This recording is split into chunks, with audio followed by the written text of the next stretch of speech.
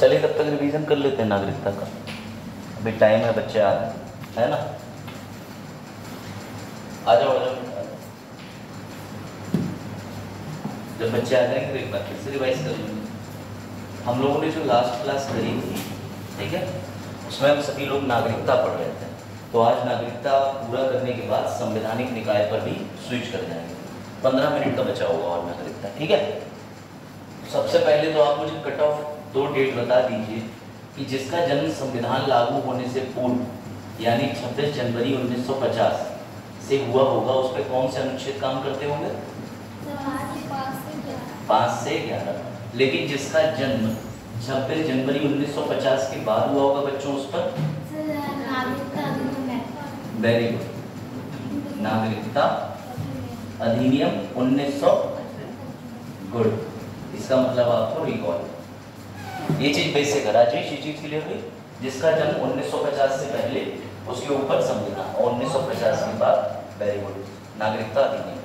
हम आप जितने भी लोग बैठे हुए हैं उनको नागरिकता किससे मिली है? नागरिकता अधिनियम से, ठीक है।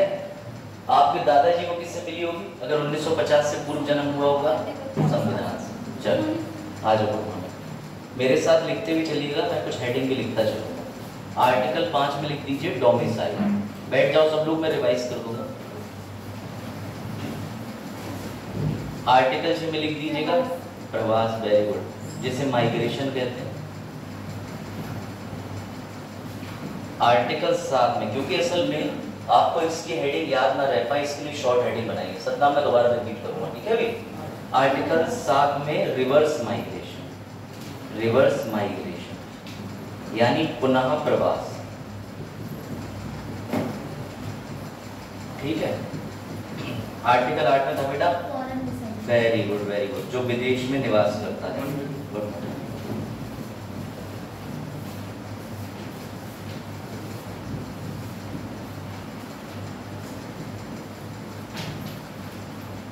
ये 4 आर्टिकल हैं, अभी तक हमने इन आर्टिकल्स पे कवर करा था। मैं रिपीट करके फिर आगे बढ़ रहा हूँ, ठीक है। स्लो चलेंगे, आराम से समझना। अच्छी बात ये है कि संवैधानिक निकाय में हमें दिन खूब मिल रहा है, और मुश्किल से 8 या 9 निकाय हैं, तो उनमें हम और भी चीजें रिवाइज कर लेंगे। मैं तो ये भी सोच रहा हूँ अगर टाइम मिलेगा मौलिक अधिकार या पुराने टॉपिक संसद वो भी रिवाइज कर लेंगे, है नहीं। चलो, तो सबसे पहले आप एक चीज को समझ लीजिएगा, लांची आप भी समझना। जिसका जन्म 1950 से पहले हुआ, ठीक है, वो संविधान से नागरिकता लेता है। लेकिन जिसका जन्म 1950 के बाद हुआ है, उसे नागरिकता मिलती है नागरिकता अधिनियम 1955 से, ठीक है। हमें आपको किससे नागरिकता मिली बताइए आप? आपको संविधान से नागरिकता मिली है कि अधिनियम से? संविधान से नहीं बच्चे, संविधान से आपके दादाजी को तो मिली होगी, क्योंकि उनकी डेट, हाँ, इसलिए मैंने कहा कि कंफ्यूजन नहीं होनी चाहिए। आप लोग कुछ भी नहीं तो आर्टिकल 5, 6, 7, 8 की शॉर्ट हेडिंग लिख लीजिए। मैंने लिखवाई तो है लेकिन फिर भी लिख लीजिए, ताकि मुझे आपको समझाने में आसानी हो। जो मैं लिख रहा हूँ वो लिख लीजिएगा। जिनका जन्म, ये ऐसे हेडिंग डाल के लिख लीजिएगा।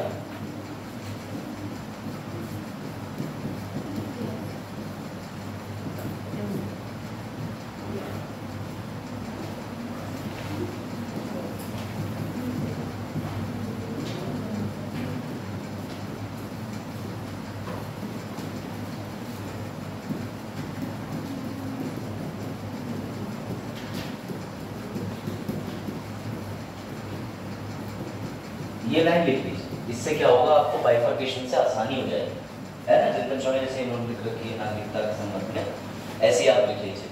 ऊपर सेम ऐसी बात में लिख के नागरिकता अधिनियम। आज की डेट में कोई भी बालक पैदा होता है भैया, तो वो नागरिकता अधिनियम 1955 से ही नागरिकता पाता है। सर इससे पहले, अब आर्टिकल 5 से 11 आपके दादाजी पे अप्लाई होता था तो होता था, लेकिन अब तो संभव ही नहीं बचा, क्योंकि अब 2024 चल रहा है। अब आप किसी को 1950 के क्राइटेरिया में तो ला नहीं सकते। फिर सर हम ये पढ़ क्यों रहे हैं? क्योंकि भारत के अंदर घुसपैठ के मुद्दे, भारत के अंदर भारतीयों को नागरिकता दी कैसे गई, ये सारी चीजें जानना हमें जरूरी है। मैं शॉर्ट में रिवाइज कराऊंगा, इस पे हम कम से कम चर्चा कर चुके हैं 1.5 घंटे। समझ आपको नागरिकता किससे मिली? संविधान से कि अधिनियम से? वेरी गुड, लिख लो सकता नागरिकता किससे मिली? अधिनियम से मिली आपको, वेरी गुड। हाँ, नागरिकता अधिनियम 1955 में थोड़ा सा लिख देता हूँ, ठीक है, इस चार्ट को डिट्टो बना लीजिए।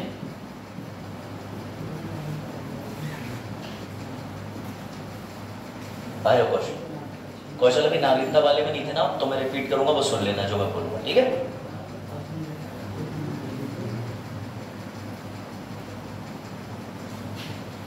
कौशल हमारे दादा लोगों को, जो लोग संविधान बनने से पहले जन्म पा गए थे 1950 तक, वो संविधान से नागरिकता पाएंगे। लेकिन 1950 के बाद, ठीक है, संविधान आज भी है, परंतु जो लोग 1950 के बाद पैदा हो रहे हैं उनको नागरिकता इससे मिलती है, नागरिकता अधिनियम 1955 से, ठीक है। ये बस बेसिक डिफरेंस है। अच्छा, नागरिकता के फायदे क्या क्या हैं? तो मैंने आपको एक मोबाइल नंबर बताया था, आप भूल गए हो तो दोबारा रिवाइज कीजिए, 15 16 19 29 30। सर ये क्या है?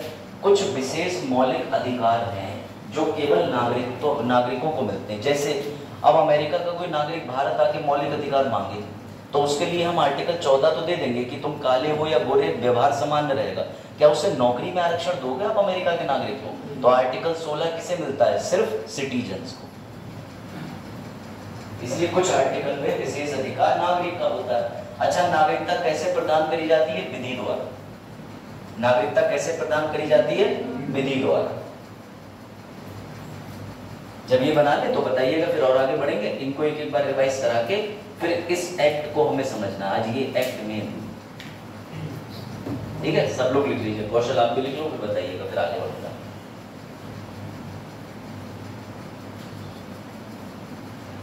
रांची आपने लिख लिया? गुड। बताओ रांची, एक व्यक्ति का जन्म 26 जनवरी 1951 को हुआ, वो संविधान से नागरिकता कौन से अनुच्छेद से पाएगा? 11 से पाएगा, आर्टिकल 5 से। सवाल दोबारा सुनिए, एक व्यक्ति का जन्म 26 जनवरी 1951 को हुआ, वो संविधान के कौन से अनुच्छेद से नागरिकता पाएगा? 20 से पाएगा। बेटा डेट सुनो, 26 जनवरी 1951 बोल रहा हूँ, 1950 के बाद। तो किससे मिलेगी उसे नागरिकता? इससे मिलेगी अधिनियम 1955 से। अब समझी बात को? फिर से समझना, इसलिए मैं कह रहा हूँ नो कंफ्यूजन रिक्वायर्ड। समझिएगा लांची, कोई व्यक्ति 26 जनवरी 1951 को पैदा होता है, ये कब तक काम करेगा? 50 तक। तो ऑटोमेटिकली उसे नागरिकता किससे मिलेगी? इस अधिनियम से मिलेगी। अब आई बात समझ में? कंफ्यूजन नहीं रखना, 3-4 बार मैं पूछता चलूंगा, ठीक है? हो जाता है बेटा कंफ्यूजन। हम लोगों ने जब माइग्रेशन पढ़ा था तो हम लोगों के टाइम पे माइग्रेशन टीचर ने जब बताई इतनी बात, तो वहाँ बड़ी कोचिंग में 400-500 बच्चे होते हैं और पीछे से पर्चियाँ आती रहती है टीचर के पास। टीचर इरिटेट हो जाता है। दिल्ली का आपको सीन बता रहा हूँ। दिल्ली में क्या होता है कि 3 तरीके के बच्चे बैठते हैं, अत्यधिक चाटुका, कम चाटुका, बिल्कुल चाटुका। कहने मतलब आगे वो बच्चे बैठते हैं, आ जाओ, जो सुबह 7 बजे कोचिंग शुरू होनी है तो 5 बजे आके बैठ जाएंगे आगे, क्योंकि उन्हें पता है कि अगर टीचर के बिल्कुल चरण स्पर्श करना है, अगर कुछ मिस हो गया। अब पीछे से हमने पर्ची चलाई कि भाई हमें नहीं समझ आ रहा है या कोई डाउट है, तो वो पर्ची वो लोग नीचे गिरा देते थे, टीचर तक नहीं जाती थी कि इतना छोटा डाउट हमारे गुरुजी डिस्टर्ब करेंगे। और लड़कियां भले ही सास के ससुर के पैर ना छूए, मैंने कोचिंग में मास्टर के दंडवत पैर छूते हुए देखे, ऐसे ऐसे ऐसे 4-4 बार। तो बड़ा मजा आता था दिल्ली में। दिल्ली में बहुत कुछ देखने को मिलता है, तो बड़ी कोचिंग में ये हो जाता है। हमारे बैच में 450 बैठते थे, अब उसी कोचिंग में 1050 बच्चे बैठ रहे हैं। ये स्थिति होती है। हॉल चलते हैं, हॉल नंबर 1, हॉल नंबर 2, पता नहीं कितने हॉल चल रहे हैं। तो ऐसे तो वो लोग डाउट भी नहीं पूछ पाते। दोबारा देखिए, अगर आपने एक बार नागरिकता खत्म कर दी तो हम और आप जो है उसको नागरिकता कौन दे रहा है? अधिनियम। तो इस अधिनियम ने ही प्रोसीजर बताया है कि आपको पुनः नागरिकता कैसे मिलेगी। ठीक है, आ जाओ बेटा, आ जाओ, चलो शुरू करें। अब देखो आपको आनंद आएगा, समझिएगा ध्यान से। कौशल आप ध्यान देना बच्चे। आर्टिकल 5 मैं यहाँ लिख दूं, ये सारे आर्टिकल उनके लिए काम करेंगे जो इस डेट तक पैदा हो गए। इसके बाद अगर आप पैदा हुए हैं तो आपके ऊपर अधिनियम काम करेगा। मैं बार बार ये बात रिपीट कर रहा हूँ, देखिएगा। आर्टिकल 5 मैंने आपको अच्छे से पढ़ाया, समय बचाने के लिए मैं लिख के ले आया हूँ क्योंकि ये रिवीजन कर रहे हैं, ठीक है? चलो,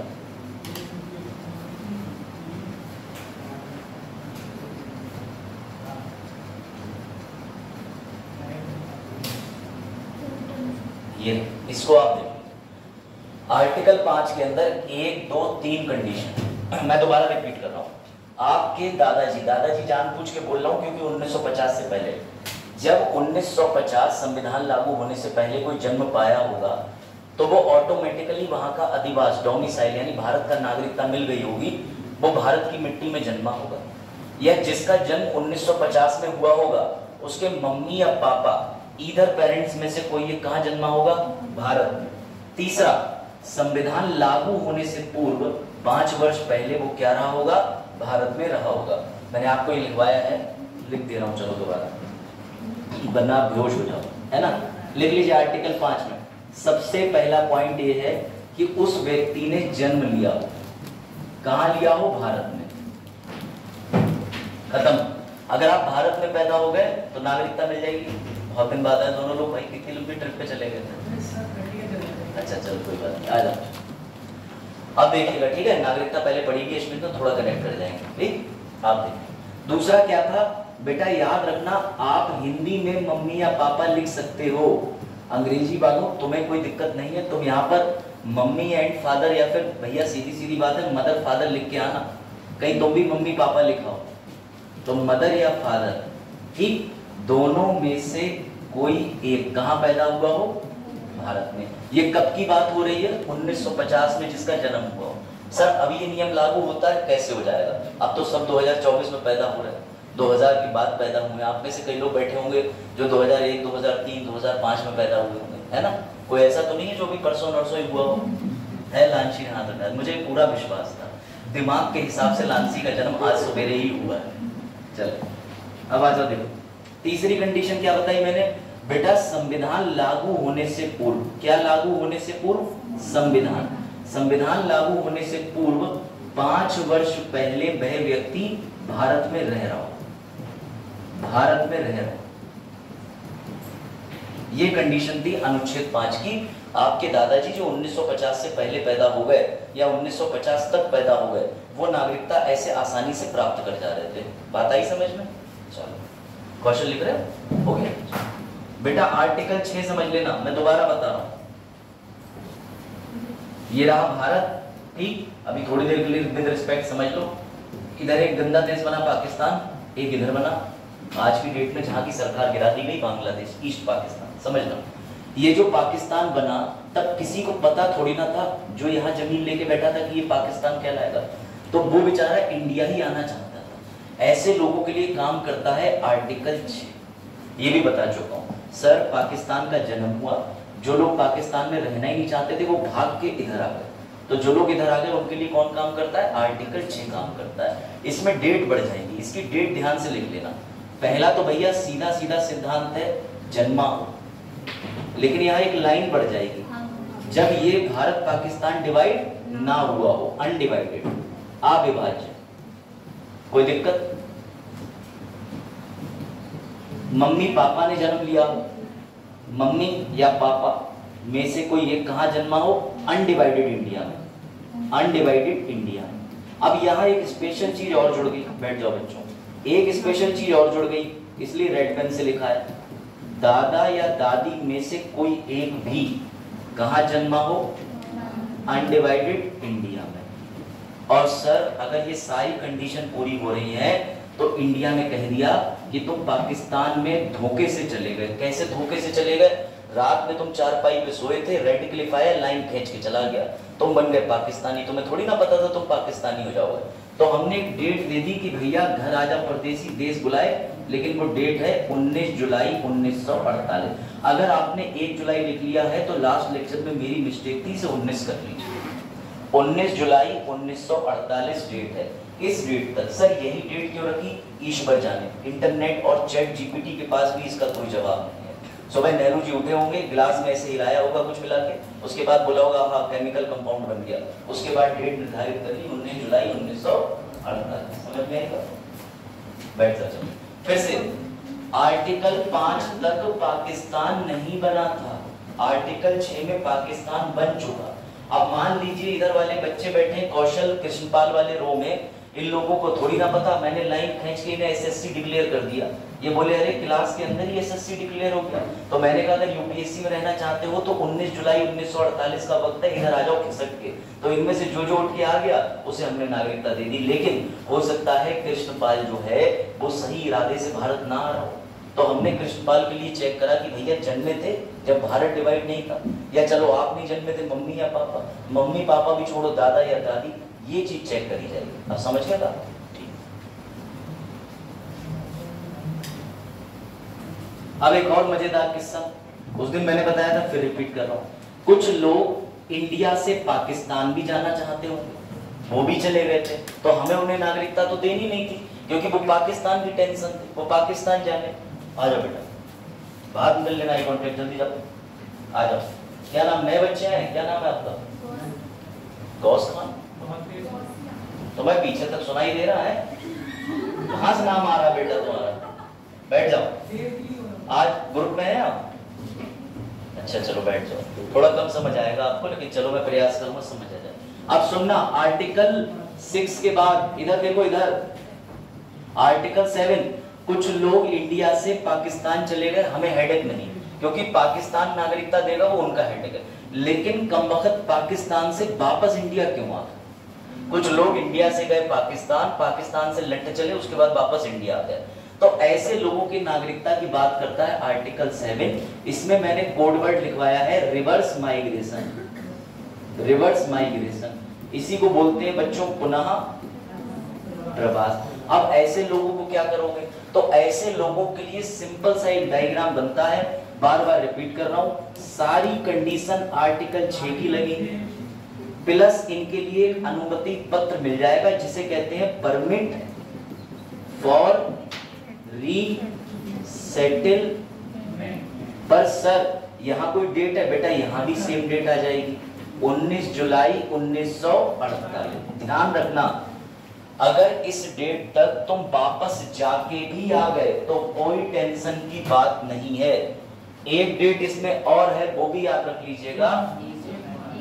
हाँ, 1 मार्च 1947 के बाद जो पाकिस्तान चला गया, कोई टेंशन नहीं, जाओ, लेकिन वापस आने की डेट क्या है? 19 जुलाई 1948। अब कुछ लोग इस डेट तक भी वापस नहीं आ पाए, तो उनके लिए 6 महीने कहाँ रखा जाएगा?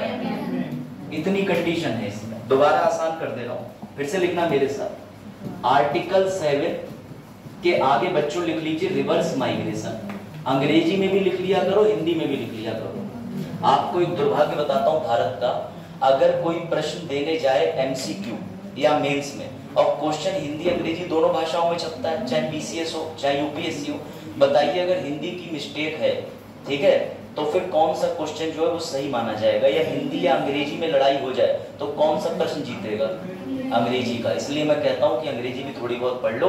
अंग्रेजी की प्रिंटिंग क्वालिटी को भी प्रेफरेंस दिया जा रहा है, तो सर हिंदी वाला गलत मान लिया जाएगा? हाँ, अगर हिंदी में कोई शब्द की व्याख्या कुछ और निकल रही है तो कहीं अंग्रेजी वाला मानो, हिंदी वाला मत मानो, ये नियम है आयोग का। ठीक, रिवर्स माइग्रेशन का मतलब होता है भैया पुनः प्रवास। इसमें ऐसे लिख लीजिएगा, जो लोग इंडिया से, मैं आपको वही लिखवा रहा हूं जो डायरेक्ट कह रहा है, इंडिया से 1 मार्च 1947 के बाद पाकिस्तान चले गए, ऐसे लिख लेना आप, ठीक है, लिखते चलिएगा, पाकिस्तान चले गए, परंतु पता नहीं उन्हें कौन सा मुक्ति बोध हो गया, वहीं रहते, आबादी नियंत्रण रहती, परंतु 19 जुलाई 1948 तक वापस आ गए, उन्हें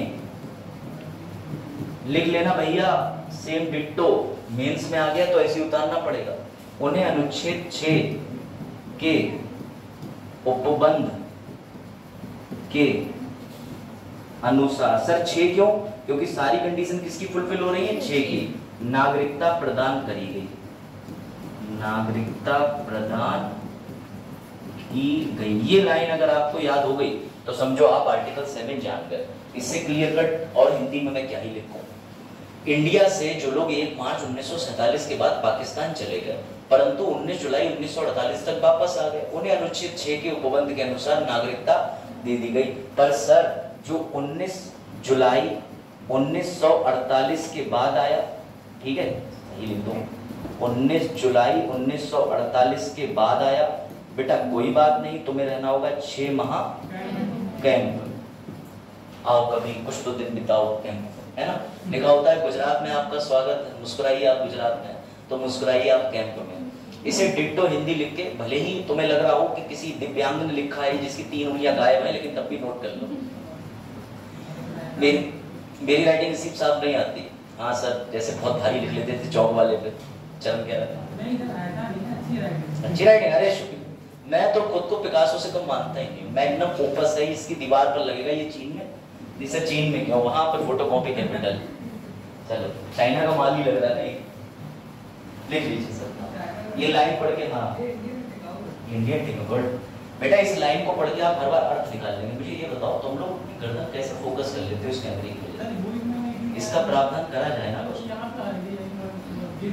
लेकिन समस्या ये रखा है कि इसको बाप से ही करेगा तो स्टैंड इसमें फिट कर दिया जाए, क्योंकि मुझे बड़ा इरिटेटिंग लग रहा है। पता नहीं आप लोग कितने हिम्मत वाले हो, तो ये सीटें छोड़, लेकिन सीट छोड़ दोगे तो भी दिक्कत होगी। ये इरिटेट करता होगा, मैं समझ सकता हूँ। कृष्णलाल कह रहे नहीं बैठे। चलो ठीक है बच्चों, ये लिख लिया, लिख लिया, आगे बढ़े। चलो आर्टिकल 8 आसान भाषा में। आर्टिकल 8 का मतलब ये था, जैसे आप में से कई बच्चे जिस दिन मेन लेक्चर होता है उस दिन बेचारे छुट्टी मान लेते हैं किसी भी कारण से, तो ऐसे ही जब भारत में नागरिकता बंट रही थी तो भारतीय जो है कुछ विदेश में भी थे, गोपनीय सेवाओं में थे, चाची के घर थे, राखी बंधवाने गए थे, तो वो किसी तरीके से भारत नहीं आ पाए। तो उनके लिए प्रावधान कर दिया गया कि अगर तुम किसी भी कारण से विदेश में हो और तुम सारी परिस्थितियां पूरी कर रहे हो, किसकी? आर्टिकल 6 की। आर्टिकल 6 का मतलब तुम भारत में जन्मे हो जो अनडिवाइडेड, तुम्हारे मदर या फादर में से कोई एक जन्मा हो अनडिवाइडेड इंडिया, आपके ग्रैंड पेरेंट्स मतलब दादा दादी वाली कंडीशन कोई एक जन्मा हो अनडिवाइडेड इंडिया में, तो आप विदेश में ही कहां चले जाओ? एम्बेसी, जिसे कहते हैं, वेरी गुड, जिसे कहते हैं दूतावास।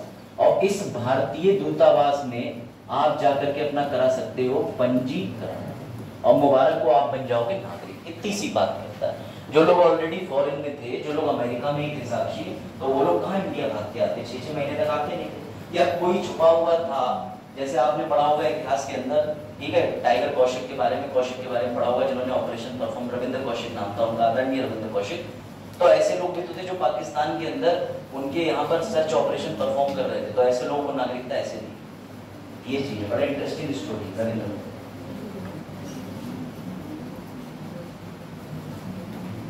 हाँ लेकिन वो एम्बेसी में कैसे जाते हैं, उनका एक कोड होता है, वो कोड जाता है एम्बेसी को ले जाते। हाँ क्योंकि एम्बेसी के बाहर भी मुखबिर बैठे रहते हैं। हाँ जी हाँ, सही दिमाग लगा।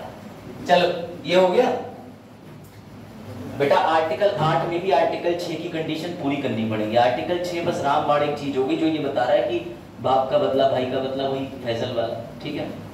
जब ये लिख ले तो बताइएगा। फिर आर्टिकल 9 पे आ जाए, लिख लिया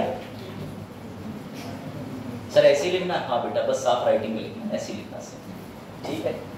चलो आर्टिकल 9, आर्टिकल 9, आर्टिकल 10, 11 एक एक लाइन के हैं, इसको लिख लीजिएगा। आर्टिकल 9 और 10, आर्टिकल 11। सर आर्टिकल 9 क्या कहता है, ये मुझे आप ही बता दीजिए सब लोग। आपकी नागरिकता छीन ली जाएगी, आपको नागरिकता से वंचित कर दिया जाएगा यदि ऑटोमेटिकली स्वतः ही आप नेपाल चले गए और आप बोले कि नेपालू छे, मतलब जो भी आज से मैं नेपाली हो गया, तो जैसे आपने ये लाइन वहां जाके बोली और आपके नाम एक सर्टिफिकेट इशू हुआ नहीं, मुबारक हो आपकी भारतीय नागरिकता खत्म। सर हम अमेरिका में जाके ले लें, अमेरिका में तो दोहरी नागरिकता है। बेटा अमेरिका की दोहरी नागरिकता है, लेकिन भारत की तो एकल नागरिकता है। तुम कहीं की 3 नागरिकता लेके बैठो, लेकिन जिस दिन एक भी नागरिकता भारत से बाहर ली, सारी नागरिकता समाप्त हो जाएंगी। बात आई? तो बताओ लांसी, तुम्हारी मौसी जो कि यहाँ रहती थी वो अमेरिका घूमने गई, वहाँ मौसा अमेरिका की मिल गए, तो उन्होंने शादी कर ली, वहीं की नागरिक बन गई, क्या वो भारतीय नागरिक रह गई? क्यों? लेकिन उन्होंने भारत की तो नागरिक छोड़ी नहीं, नागरिकता। हाँ जैसे ही वहां जाके वो अमेरिकी नागरिकता बनी नहीं, तो वैसे ही भारत की नागरिकता खत्म हुई नहीं। सर आर्टिकल 10 में लिख लो, इसके आगे लिख लो कंटिन्यूएशन, कंटिन्यूएशन जारी रहेगा। आपका ड्राइविंग लाइसेंस एक्सपायर हो सकता है, किराएनामा एक्सपायर हो सकता है, पड़ोसी भी आपकी खुशी देख के एक्सपायर हो सकता है, लेकिन आपकी नागरिकता कभी भी जो है वो एक्सपायर नहीं करती। नागरिकता को रिन्यूअल कराना नहीं पड़ता। सर रिन्यूअल मतलब जरा एक बार ड्राइविंग लाइसेंस तो बनवाओ, फिर उसमें एक डेट पड़ेगी 2047 तक आपका लाइसेंस मान्य है, उसके बाद आप दोबारा रिन्यू कराओगे, लेकिन नागरिकता रिन्यू नहीं होती। हाँ 2040 तक मान्य चलन आपका, चलो ये अच्छी बात। आर्टिकल 11 के आगे लिख लो, संसद नागरिकता के प्रावधान बनाएगा, संसद नागरिकता के प्रावधान बनाएगा। ठीक है, ये लिख लीजिए। इसका मतलब ये हुआ बच्चों कि आर्टिकल 11 के समय वही गाना तुम्हारे दिमाग में आना चाहिए, लाए हैं तूफान से कश्ती निकाल के, मेरे देश को रखना तुम बच्चों संभाल के। यानी विभाजन से लेके हर चीज में नागरिकता दे दी नहीं। अब नागरिकता भविष्य में कौन बनाएगा, तो भैया संसद बनाएगी। संसद के बाद ऐसा एक विभाग है जो लोगों को गिनने का काम करता है, जिसका नाम है गृह मंत्रालय। आदरणीय अमित शाह जी गिन लेते हैं, बाद में व्यक्ति जो है वो संख्या थोड़ी बहुत ठीक ठाक कर देते हैं, जेल में डाल। तो इसका मतलब ये है कि उन्हें गिनने का ज्यादा अनुभव है, तो इसलिए याद रखिएगा आर्टिकल 11 में संसद का गृह मंत्रालय नागरिकता संबंधी नियम बनाएगा।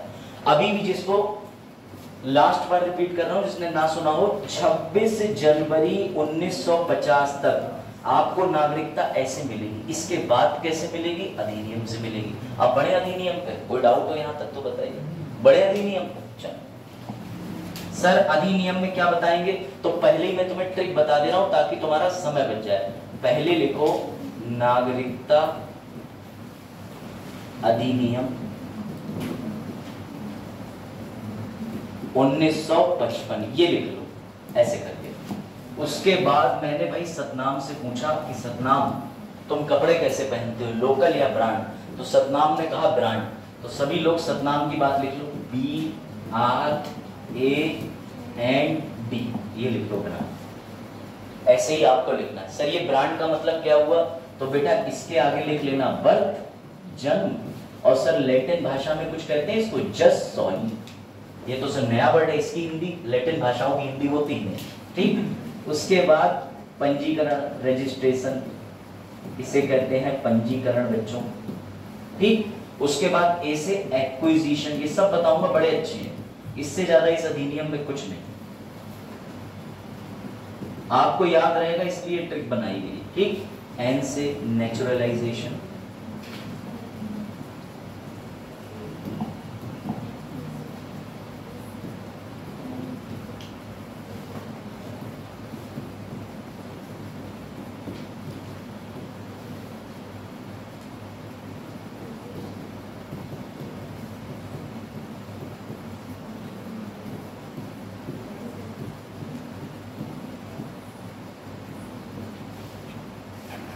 ये लिख लीजिए डिट्टो। अब ब्रांड तो नहीं बोलोगे, कभी नहीं बोलोगे सर, नहीं बोलेंगे सर, BMW नहीं बोल पाए सर, पार्लियामेंट वाले, बजट मॉनसून विंटर सत्र, ठीक है। नागरिकता अधिनियम सिर्फ 5 तरीके से आपको नागरिकता देता है, जन्म से, पंजीकरण से, अधिकरण से, देशीकरण से, वंशक्रम से। यानी वंशक्रम का मतलब कि दादा परदादा आपके जो है वो कभी भारतीय रहे हो और आप अमेरिका के अंदर बैठे हो, सभी एक्सप्लेन करूंगा, पहले इसको लिख लीजिए। और जो मैंने लैटिन भाषा में वर्ड लिखे ना वो भी लिख लीजिएगा।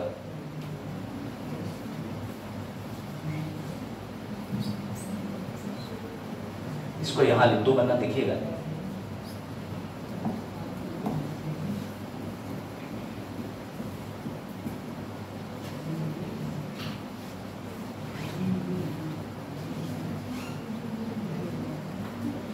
लिख लीजिए पांचों। नागरिकता अधिनियम कितनी बार चीजों प्रयास करता है नागरिकता देने का, तो 5 प्रकार से। बर्थ मतलब जन्म से, रजिस्ट्रेशन मतलब पंजीकरण से, एक्विजिशन मतलब अधिग्रहण से, इसे अंग्रेजी में कुछ लोग इनकॉर्पोरेशन भी कहते हैं, नेचुरलाइजेशन मतलब देशीकरण से, नेचुरल प्राकृतिक रूप से, और बेटा इसके बाद सबसे लास्ट में आता है वंशक्रम से। इसमें नागरिकता छीनने के, पुनः नागरिकता देने के, जो सतनाम ने पूछा, और नागरिकता किसी से लेने के, तीनों प्रावधान इसमें निहित है। मैं बताता चलूंगा, जब आप इसको लिख लें तो मुझे बताइएगा, फिर हम आगे बढ़ेंगे।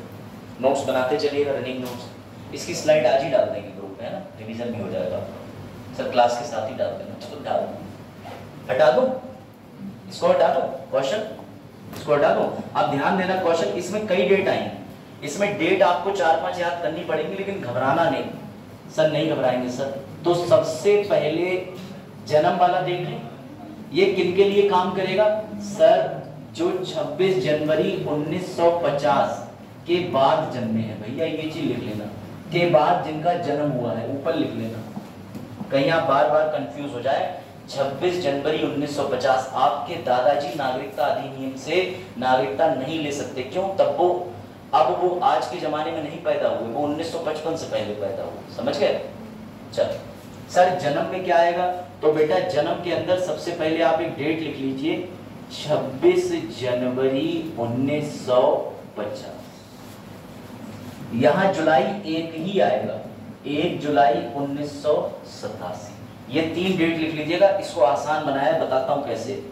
1 जुलाई 1987, उसके अलावा 3 दिसंबर 2004। सर आखिरी डेट यहां लिखिए बाद में, 3 दिसंबर 2004। ऐसे तीन तारीखों का स्लैब बना लीजिए। इसे कहते हैं स्लैब सिस्टम, SLAB, स्लैब। हाँ चेक में बनाओ, दिख रहा है? बनाओ राजेश।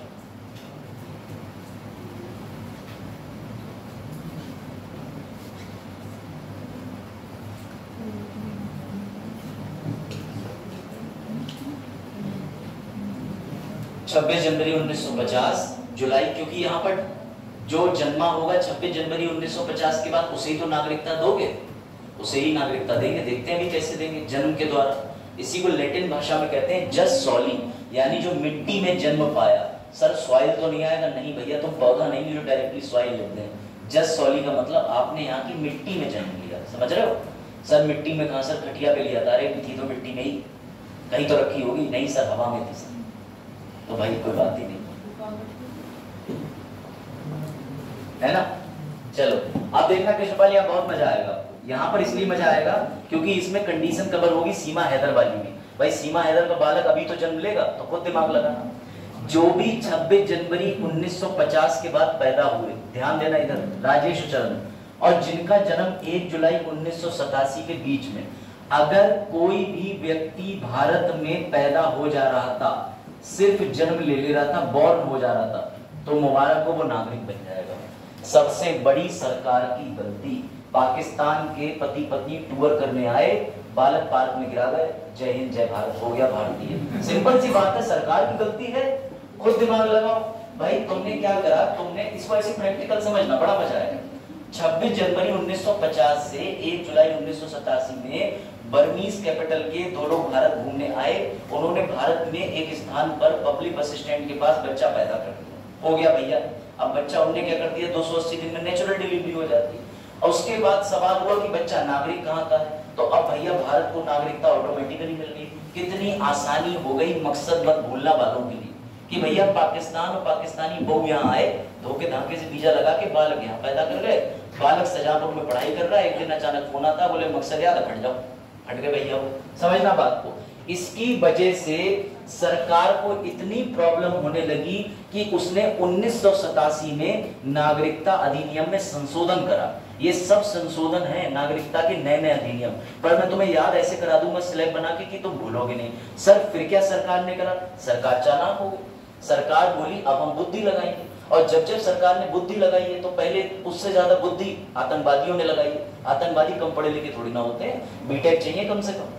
सर अब तो LLB भी चल जाएगा, समझना। तो बेटा सरकार ने 1987 से परिवर्तन कर दिया कि अब 2004 तक कितना लंबा संशोधन ले गए, जो भी जन्मेगा उसके मदर या फादर में से कोई एक क्या होना चाहिए, भारत का नागरिक होना चाहिए। ले भैया लफ्जियात शुरू हो गया, तुम खुद ही लफ्जियात करा रहे हो। अभी तक दोनों आ रहे थे पाकिस्तान से, अब सिर्फ पाकिस्तान से लड़का आ रहा है, लड़की को फंसा रहा है। लड़की को फंसाने के बाद में जाहिर सी बात है आगे चल के उनकी सब मर्जी से हो रहा है, क्योंकि मम्मी या पापा में से कोई ये क्या चाहिए, भारतीय। ले अम्मा भारतीय हो गई तब भी बालक भारतीय हो गए। सरकार की दूसरी गलती, समझ रहे हो, सरकार की नागरिकता पे गलतियां समझो। आर्टिकल 11 में संविधान निर्माता दे तो गए तुम्हें बनाने के लिए, लेकिन कम से कम थोड़ी बुद्धि लगा के बना लेते। उसी बीच में क्या हुआ, 1987 से 2004 के बीच में 1990 का टाइम आता है जहां कश्मीर वाली हिंसा भी शुरू हो गई। अब सबका दिमाग खराब हो गया। इसी बीच में इतने दंगे भटके कि असम अकॉर्ड का मुद्दा भी चर्चा में था। 1985 से 1995 तक भारी मात्रा में असम में रिफ्यूजियों की, शरणार्थियों की कोशिश हुई। अब समझना ध्यान से, अब सरकार का दिमाग घूम गया क्योंकि यहाँ पर देखने को मिला पापा या मम्मी में से कोई एक। तो पापा पाकिस्तान के हो, मम्मी इंडिया की हो, बच्चा तो तब भी इंडिया का हो गया। आतंकवादी बोले हा हा हा, इनके देश का संविधान और कानून हमसे ज्यादा अच्छे से कौन जानता है। सुनना अंतिम चीज, फिर सरकार को जाने क्या आ गया, सरकार ने कहा मम्मी या पापा में से कोई एक भारतीय हो सकता है, पर याद रहे दोनों में से कोई भी अवैध प्रवास करके ना आया हो। क्या करके ना आया हो? अवैध प्रवास करके ना आया हो। क्या कर लिया? तो अब तुम सीमा हैदर के बच्चे की नागरिकता यहां तक तय करो कि सीमा हैदर के बच्चे को नागरिकता क्यों नहीं मिलेगी, क्योंकि ये वाला नीचे वाले ग्राउंड में सचिन तो है अपना यहीं का, मानते हैं, लेकिन सीमा हैदर कैसे आई है भारत में? अवैध प्रवास करके। तो बच्चों इस वजह से उसका जो भी बच्चा आगे जन्मेगा, दुख की बात है कि उसे भारत में नागरिकता नहीं मिलेगी। मैं दोबारा रिपीट कर दे रहा हूँ, कभी कभी होता है सिर के ऊपर से जाता है, भारी भारी चीजें, दोबारा रिपीट कर रहा हूँ, ठीक? ध्यान से समझना। फिर से चार्ट बनाओ। है सर बहुत टाइम वेस्ट होगा, हाँ इसलिए बना के लाए।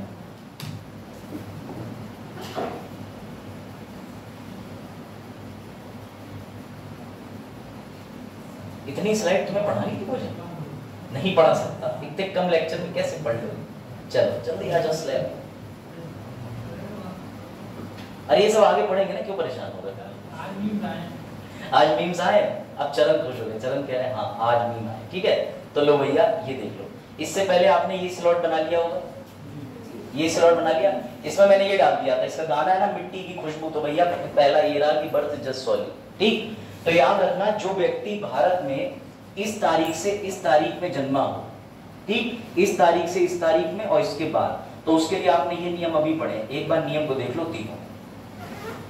जो व्यक्ति भारत में पैदा होगा उसके बच्चे से मतलब नहीं होगा, मतलब उसके मम्मी पापा से। ऐसा कब होता था? 26 जनवरी 50 के बाद 87। दूसरे में क्या हो गया? मम्मी या पापा में से कोई हो। तीसरे में माँ और पापा में से कोई एक चलेगा, पर क्या नहीं होना चाहिए? अवैध प्रवासी। कब? 3 दिसंबर 2004। आज जाके मम्मी से कह देना, पूछ लेना अवैध उवैध तो नहीं आएंगी कहीं, तो नागरिकता खतरे में आ जाए हमारी, क्योंकि हो सकता है पापा आपके जो है वो अवैध आ गए होंगे, मम्मी अवैध आ गई हो, तो घर जाके भारतीय होने का फर्ज निभा लेना, वरना आपका जन्म 2004 के बाद का हुआ कहीं तो लफड़े में आ जाओगे। दादाजी से ही पूछ लिया था, दादाजी का इसमें कोई रोल ही नहीं। हाँ दादाजी से, अच्छा दादाजी से पूछ लिया कि मम्मी पापा की शादी कैसे हुई। वाह, तो उस दिन माँ बाप ने चरण को देखा, एक तो बोले लड़का बड़ा हो गया, अपनी शादी की बात करने के लिए माँ बाप की शादी पूछ रहा है। वाह चरण वाह, क्या फॉर्मूला निकाला। चलो ये डेट समझ में आ गई, ये आ गई। अब समझना, एक डेट पूरी हो गई कि जन्म से कैसे नागरिकता मिलती है। मेरी बात फिर से समझना, अगर कोई भी बच्चा 26 जनवरी 1950 के बाद पैदा हुआ तो 1 जुलाई 1987 तक नियम अलग था, 87 के बाद नियम बदल गया। 87 तक क्या देख रहे थे कि भैया मिट्टी में पैदा हो जाओ, यानी यहीं जन्म ले लो। कहां? भारत में। अब मेरे प्रश्न का जवाब देना, अगर एक विमान उड़ा, उसमें गर्भवती महिला थी जो कि अमेरिका की नागरिक थी, उसका पति अफ्रीका का नागरिक था, वो भारतीय क्षेत्र के ऊपर आके घूम रहा था उनका प्लेन, और बच्चे का जन्म हो गया, तो बताना जरा कि कहाँ के नागरिक कहलाए जाएंगे? उस समय इंडिया के ही कहलाए जाते, क्योंकि जमीन का मतलब भारत की सीमा हुआ यहाँ पे, ये नहीं कि कतई प्लेन आके नीचे धराशायी हो जाए सब मर गए। ये बात समझ लेना, जमीन का मतलब टेरिटरी, टेरिटरी मतलब भारत का भाग। आज की डेट में नियम सुन लो, आज की डेट में वो बच्चा नागरिक उस देश का बनेगा जिस देश में विमान पंजीकृत है। अगर वो विमान अमेरिका में पंजीकृत है तो बच्चा ऑटोमेटिकली अमेरिका का नागरिक बन जाएगा। इसलिए ज्यादातर फ्लाइट में अब क्या करते हैं कि प्रेगनेंसी रिपोर्ट मांगते हैं, कि अगर आपकी प्रेगनेंसी 3 से 4 महीने तो ओके, लेकिन ऑन द लास्ट फेज है तो भैया घर चली जाओ, क्योंकि तुम तो बेमतलब में नागरिक बनवा जाओगी, सरकार हमसे पूछेगी क्या जरूरत थी तुम्हें चढ़ाने की, बहन जी। समझ गए? तो ये ध्यान रखना। 1 जुलाई 1987 में इतना ज्यादा मामला गड़बड़ा गया कि कुछ पूछो मत, इन्होंने नियम चेंज कर दिया। 1 जुलाई 1987 के बाद डेट क्या कर दी इन्होंने बच्चों? 3 दिसंबर 2004। सर ये दोनों डेट क्या है? भारतीय नागरिक भैया जो अपना इंडियन सिटीजनशिप एक्ट है वो एक बार संशोधित कब हुआ? 87 में, एक बार 2005 में हुआ, ये उसकी डेट है। तो तुम डेट मत याद करो, तुम इस सीक्वेंस से याद कर लो, तुम्हें कभी दिक्कत ही नहीं होगी। दूसरी कंडीशन में क्या थी, क्या एक हो सकता है, मदर या फादर में से कोई एक हो सकता है। अगर मदर या फादर में से कोई एक क्या रहा हो, भारत का सिटीजन, तो गर्व की बात है कि आपको ऑटोमेटिकली नागरिकता मिल जाएगी। अब इस बीच में पाकिस्तानी क्या करने लगे, मदर इंडिया की पकड़ते, फादर खुद बन जाते। चीन भी ऐसा ही करता, अरुणाचल प्रदेश आता, कहते आओ इधर आओ, तारे दिखाने के नाम से बहू आया, तो भैया हो गया काम, समझो।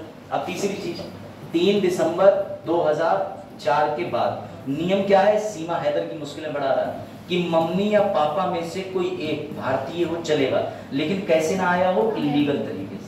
और सीमा हैदर तो खुद तो आई है, कितने बच्चों को लेके आई है, अब सोचो कैसे, अम्मी भूख लगी, चुप पबजी खेल ले थोड़ी देर, अभी चल रहा है सचिन खालू के, मतलब कोई सचिन नहीं है, जो भी समझो, ठीक। बच्चों ने पूछा तो होगा कि अब हम इन्हें अब्बू कह रहे हैं, इन्हें पापा कह रहे हैं, इतने मासूम छोटे बच्चे, उन्हें अंतर ही नहीं पता। बोले मम्मी ने अपडेट कर लिया एंड्रॉइड 12 से 14 में, बोले पर ये अपडेट अच्छी नहीं है, पहले वाले वो अच्छे। चलो, तो बड़ा कंफ्यूजन रही होगी बच्चों के साथ में।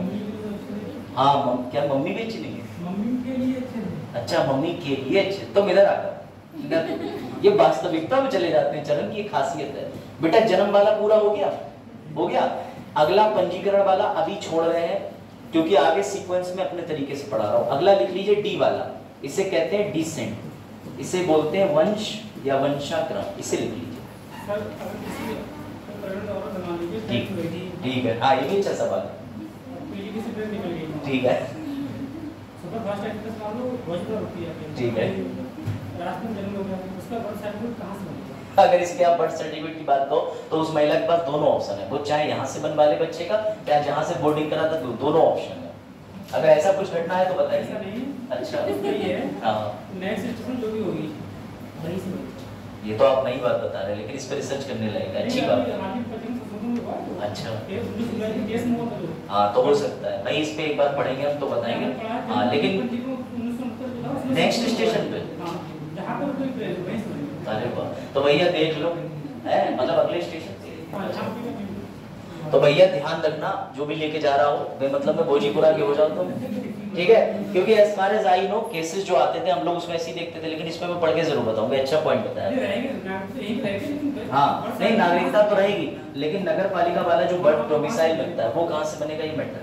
चलो, वंशानुक्रम में भी भैया डेट लिख लो। अब वंशक्रम का मतलब समझ लो, इसका मतलब समझ लीजिए।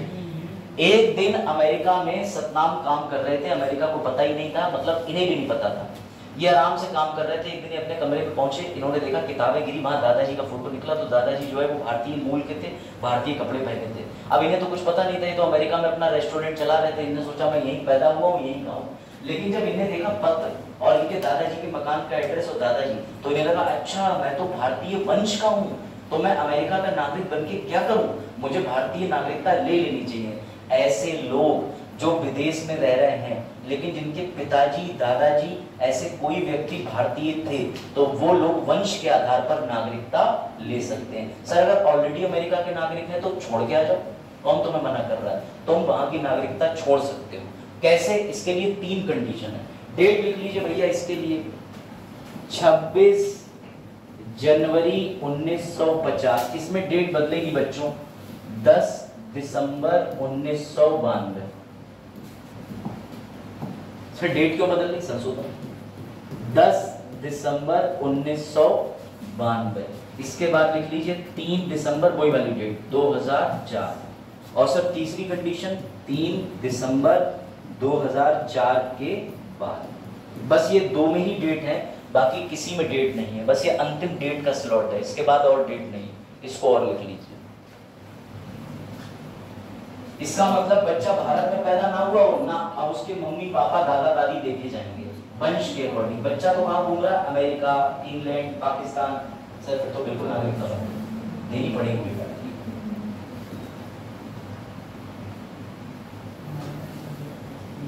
हाँ अरे वाह, तो नई चीज पता चली है।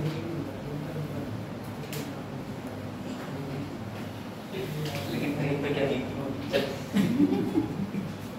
देखो इधर ध्यान मत दो ज्यादा, यहां सुनो।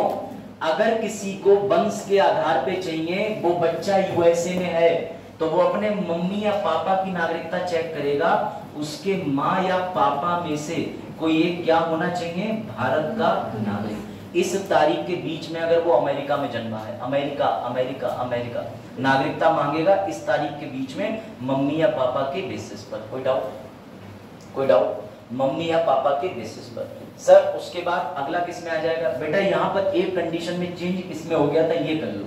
वो ये हो गया था कि मम्मी नहीं देखी जाएंगी।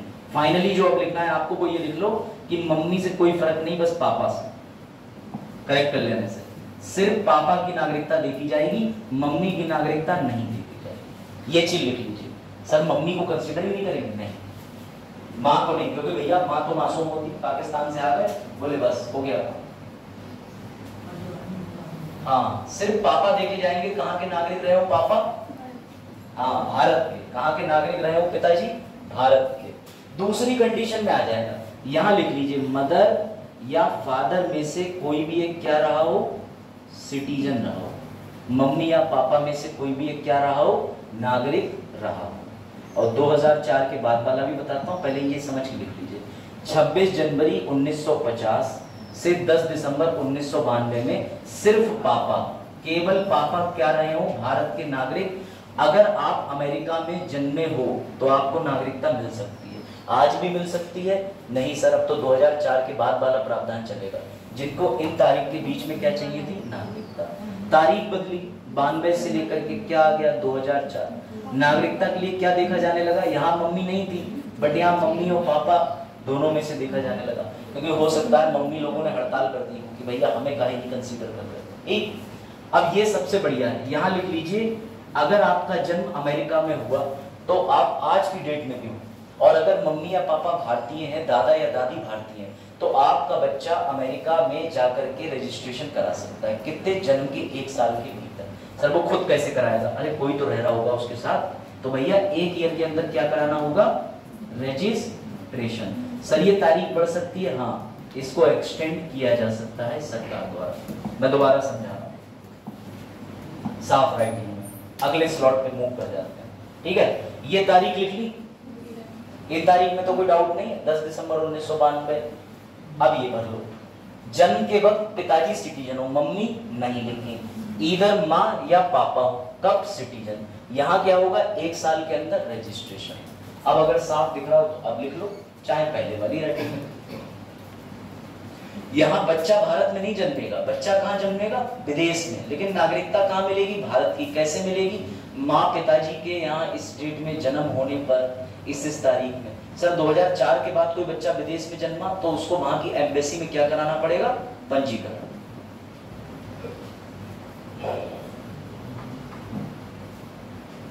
देखो नोट मेकिंग करो, बनाओ, ये तारीखें रिवाइज कर लेना, वरना ये तारीखें जो हैं जैसे जन्मदिन याद रखते हो इंस्टाग्राम वाले दोस्तों के, वैसे याद रखना, लिख लेना जा जाके। आज बोलना घर में 3 दिसंबर 2004, माँ बाप कहेंगे क्या हो गया, लेकिन ऐसे ही बोलना घर में, सिर मार लेना दीवार पर, ताकि ये तारीख यादगार बन जाए।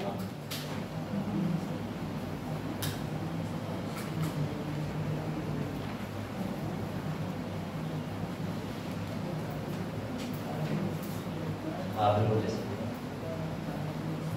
बिल्कुल ले सकते, हाँ मिल सकती है। ऐसी पिताजी को मिल सकती, कोई एक वंश में होना चाहिए, लेकिन दादा और दादी के बाद परदादा परदादी को प्राप्त करते, दादा दादी। ठीक है, ये लिखा, डायग्राम बनाया, बन गया डायग्राम।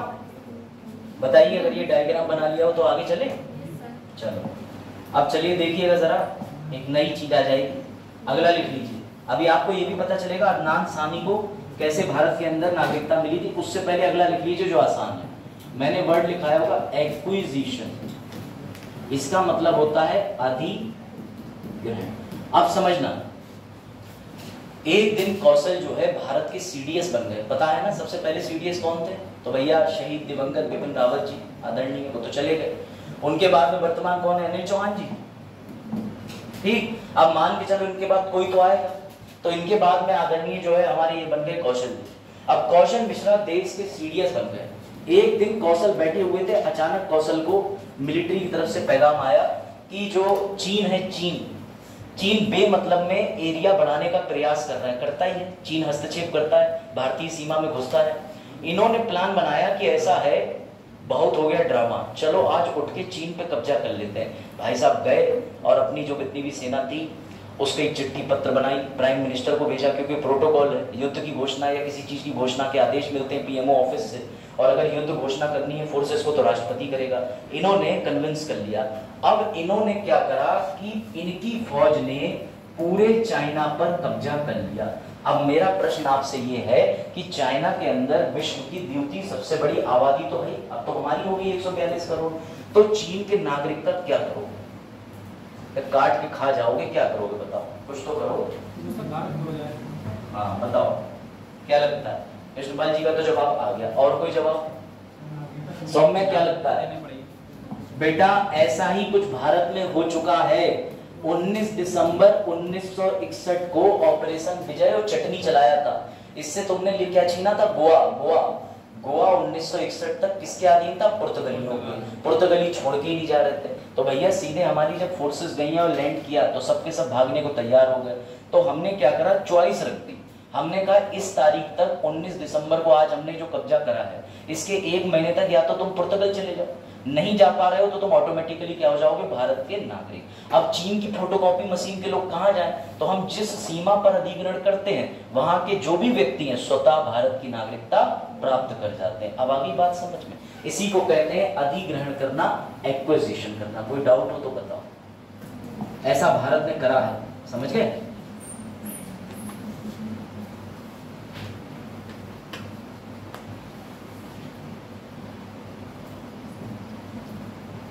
सीमा हैदर अभी कहा है, अभी कोई काम नहीं सीमा हैदर। चलो ठीक है, अगला लिखिए, अगला ठीक है, अगला लिख लीजिए बाई रजिस्ट्रेशन, पंजीकरण। ये बहुत इंपॉर्टेंट है, पंजीकरण। ठीक है, इसके आगे लिख लीजिए अगर आप भारतीय मूल के हैं। भारतीय मूल का मतलब वही जो जैसे आपने वंश की तरह देखा था, ऐसे ही क्या होता है कि कुछ लोगों के मम्मी पापा नागरिक तो नहीं बन पाते भारत के, लेकिन ये होता है कि मम्मी की भी नागरिकता ले ओढ़े जाते हैं। जैसे भारत की कोई महिला ने ब्राजीलियन से शादी कर ली, अब वो ब्राजील की नागरिकता पा गई, उसके बाद उनका बच्चा हुआ, उनके बच्चे हुए, तो वो बच्चे भारतीय मूल के तो हैं क्योंकि कभी दादा दादी रहे, लेकिन कायदे में इस समय नागरिक कहाँ के? ब्राजील में। तो समझना, ऐसा कोई भी इंसान जो कभी जिसकी पीढ़ी में कोई भारतीय रहा हो, दोबारा से भारत की नागरिकता चाहता हो, तो ध्यान देना सतनाम, सबसे पहला नियम यह है कि भारत आओ और भारत में 7 साल बिताओ। अगर सरकार को ठीक लगा तो सरकार नागरिकता दे सकती है, मे नॉट, जरूरी नहीं नागरिक बनोगे। याद रखना, सरकार पर है कि सरकार तुम्हें नागरिकता चाहे दे या ना दे, 7 साल बिताने के बाद। दूसरा मेथड, दूसरा ये, हाँ क्या हुआ? चलो दूसरा तरीका, या तो फिर 7 साल विवाह सूत्र में किसी महिला से बंध जाओ, शादी कर लो भारत की किसी महिला से, 7 साल तक रहो भारत में, उसके बाद नागरिकता ले लो। पर डिट्टो यही चीज हो जाएगी कि सरकार के ऊपर है तुम्हें नागरिकता दे या ना दे। तो अदनान सामी दूसरे वाले ग्राउंड से आए, 7 साल के लिए शादी कर ली भारतीय महिला से ही, उसके बाद इन्हें सरकार ने काफी साल रगड़ा, कहीं जाकर के सरकार को लगा कि चलो ठीक है, सिर्फ जो है वो आलू बम है, फटेगा नहीं, विस्फोटक वाला नहीं है, तो सरकार ने आलू बम समझ के नागरिकता दे दी। यानी कहने का मतलब ये है कि आपके पास रजिस्ट्रेशन पे 2 आधार, या तो 7 साल बिता लो, या भैया 7 साल किसी भारतीय महिला से विवाह करके बिता लो। सर भारतीय महिला इतनी आसानी से कर लेंगी शादी? बेटा गांधी जी हैं तो सब संभव है, जॉर्ज वॉशिंगटन का छपा हुआ डॉलर है तो सब संभव है, जेफर मेडिसन का छपा हुआ है, सब संभव है। हाँ वेरी गुड, हम छपड़ी वाली चीजें जरूर बताओगे हैं, नुस्खा पैसा गाना गाना छा रहा है जो बिग बॉस में जीता है। चलिए देखता तो मैं भी, वैसे गाना बढ़िया है। चलो जिन्हें नहीं पता ये क्या है भूल जाओ, बीमारी है देश के लिए, ठीक है। क्या नाम है उसका? नहीं नाम भूल गया था, मैक, क्या नाम है उसका? चलो अरे वो जो बिग बॉस जीत गया था, rapper Mac Stan, MC Stan, हाँ वो 2 शब्द उसके लिए बिल्कुल ठीक है। सो हाँ चल अब आओ इधर, आ जाओ इधर। रजिस्ट्रेशन हो गया, रजिस्ट्रेशन। अब इधर देखना, रजिस्ट्रेशन के बाद सबसे खतरनाक स्टेज आती है नेचुरलाइजेशन। नेचुरलाइजेशन इसे कहते हैं, लिखो भैया, इसे कहते हैं देशीकरण या देशजकरण, दोनों में से कुछ लिख लो।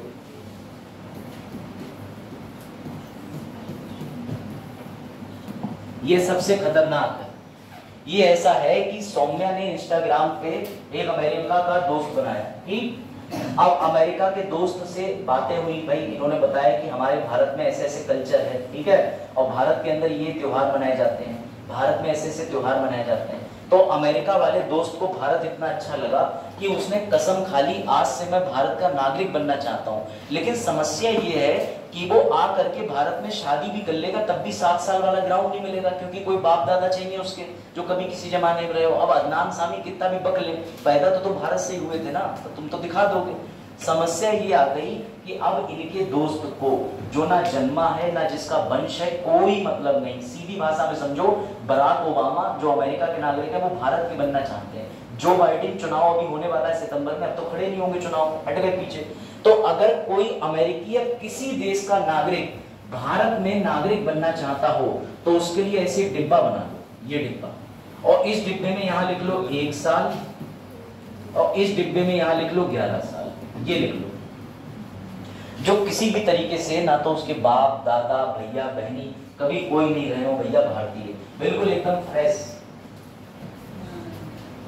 हाँ नया कर दीजिए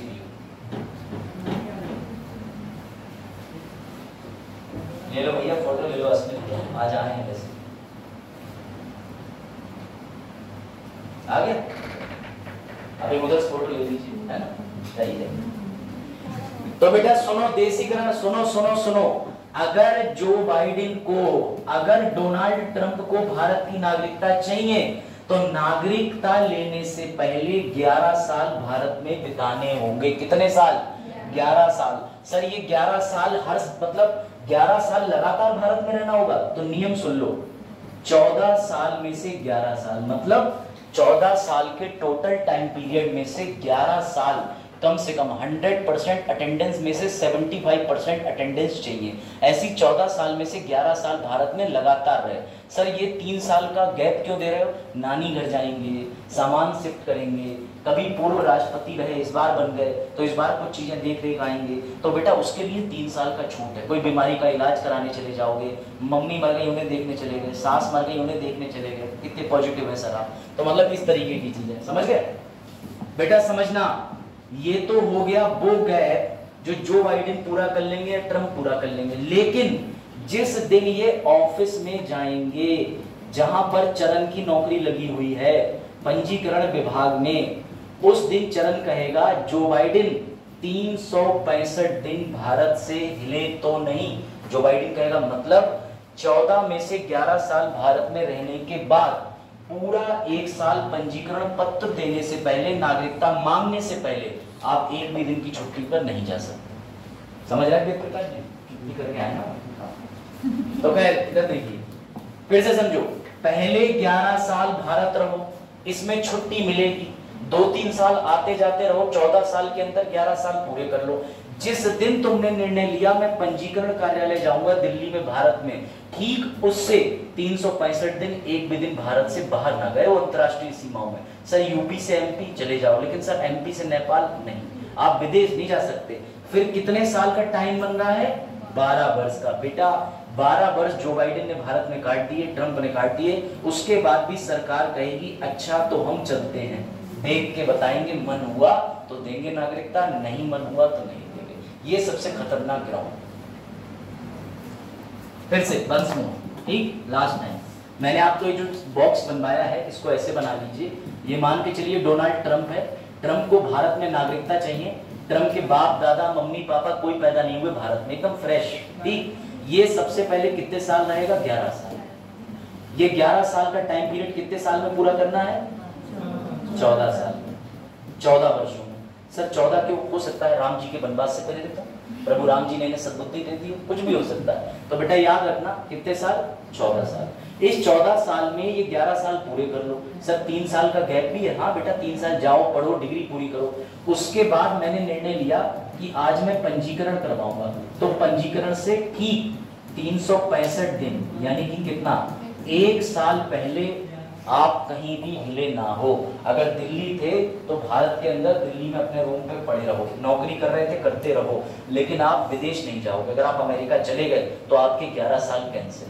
सर इतना करने के बाद बीपाल ने सोचा कि अरे अब तो नागरिकता मिली जाएगी। तभी अमित शाह मुस्कुराए और मुस्कुराने के बाद बोले बाबू देखेंगे देखेंगे, अगर नागरिकता देने का मन हुआ तो देंगे, नहीं नागरिकता देने का मन हुआ तो नहीं देंगे। ये रिश्ता है। सर एक ही कंडीशन है ना बेटा ना।